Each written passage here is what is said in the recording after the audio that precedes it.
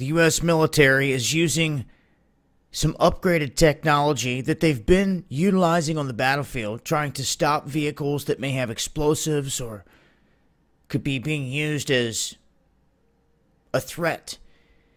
They've been stopping these vehicles in their tracks in a non-lethal way for some time in these other countries.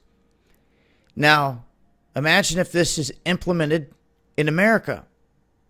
Since it is non-lethal, I could see this catching on rather quickly in different areas, especially if police departments can get their hands on a technology like the LAPD or something like that. If they can get their hands on technology that will stop a vehicle in its tracks instead of these high-speed pursuits that we see all the time, right? I'm just saying, that's exactly what I foresee about to happen. It's just that. Now, some could argue that they already have some of these technologies out there, and it's true that different departments are always testing new tech and different things on a daily basis. But I'm talking widespread across the board, where almost every major city will have the technology to be able to stop vehicles. It raises a lot of questions because they're using microwave energy to do this. And in releasing this multi-frequency radio frequency, RF,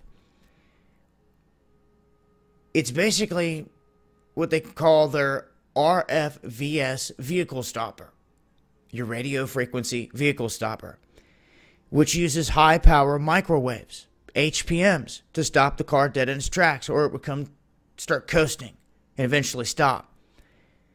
So if they're targeting a vehicle and another vehicle crosses the path, yes, that vehicle too could get fried and knocked out of commission.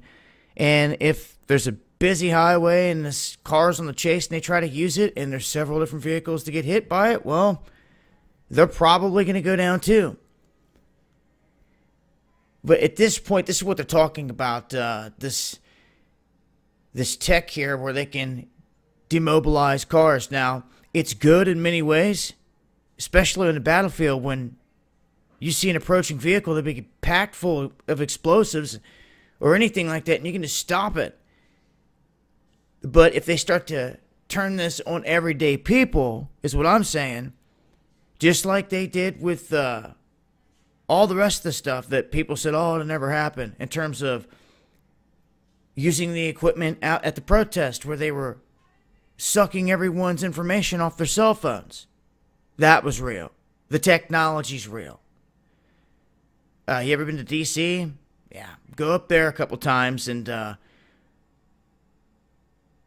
film during one of the big events and get close to one of the main places up there, and you'll see what happens to your phone and your technology as far as getting zapped and scraped and everything else. And we've seen it with the equipment out at the protest in places like Ferguson and in Baltimore.